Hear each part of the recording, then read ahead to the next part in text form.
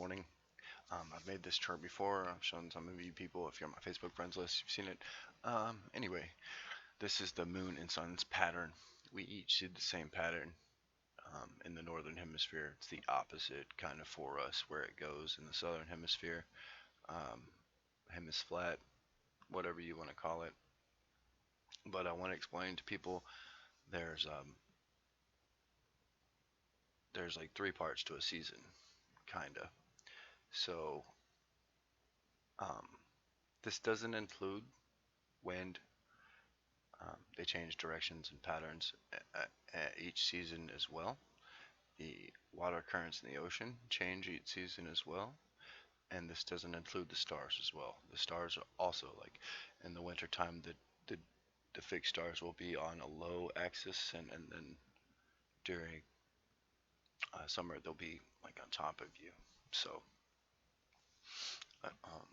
just take a look at the Big Dipper next time you see it in the midsummer and in the midwinter. But I want to explain to people what like summer, fall, spring. I mean fall, winter. So right now it is summer. I'm gonna explain that to you. Um, so this is the east right here. If you can see my mouse, the sun right now is rising from here, this northern position in the sky, and then it'll come south of you, and then it'll rise slightly north of you again and set west of you.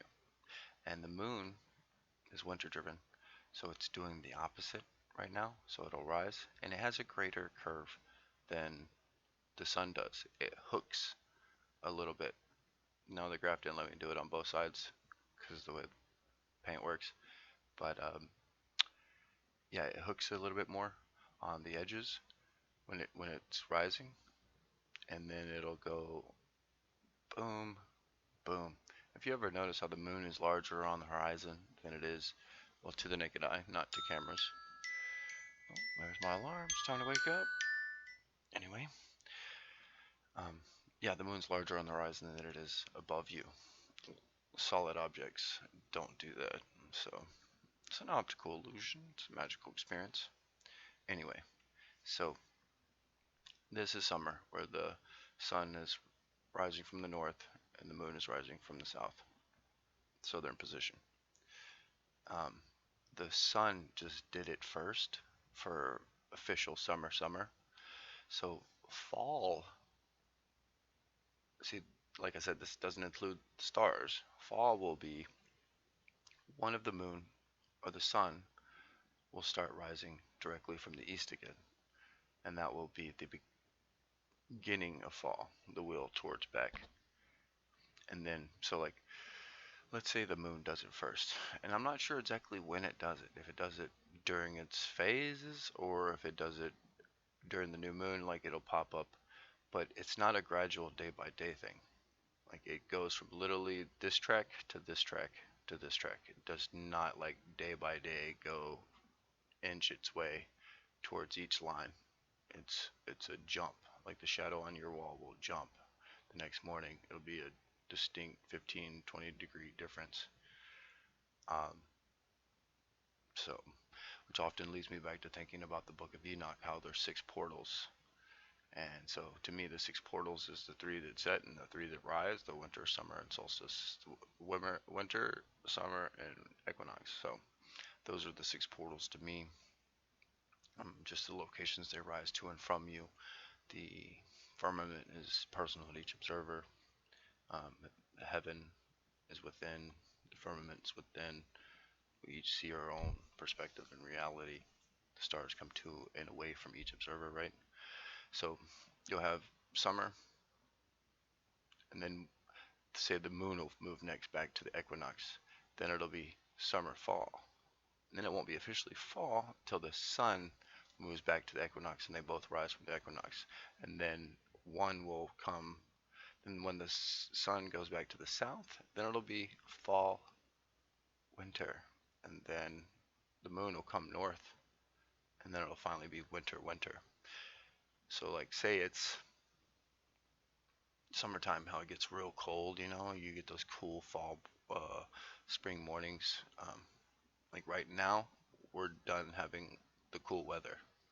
Um, I just noticed the moon from its southern location 2 days ago, so I knew it was officially summer, summer, and there isn't going to be any more cool days.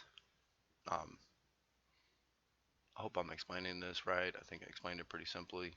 Um, like I said, it doesn't include the stars because I think they have an effect on the weather. I think the lights that we see in the sky is basically an air conditioned and heat setting system. Um, so JP Morgan once said something like, millionaires don't worship the stars, billionaires do, or something like that.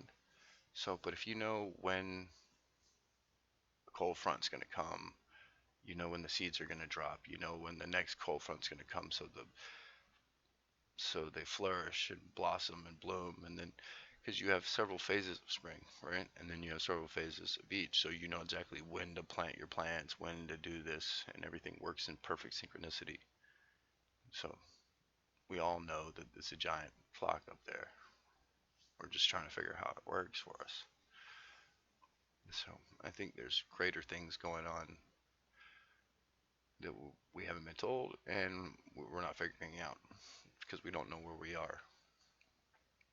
So trying not to forget. I always forget something when I turn off a video, so I'm just trying to be respectful to my viewers and listeners and give them as much information as possible. A lot of people don't look up. They don't look up at all, and they want to argue with you. They have no observations for themselves. Yesterday, I explained my moon observation to my mom, and she goes, "Well, I don't believe the Earth is flat." She totally got my moon observation. I was like, "Say you're 10 miles from me, we can see each other. Only your clouds are lit up, and you look up. Every other cloud in the sky is dark besides the ones right above your head. But mine are lit up too, and you can see my clouds, but they're dark to you." And her mind was just like, "I don't believe that. No, not the observation, but the Earth is flat." So I thought it was quite humorous. Um, so, well, I hope everybody's having a blessed day. I'm gonna load this to YouTube now. Cheers.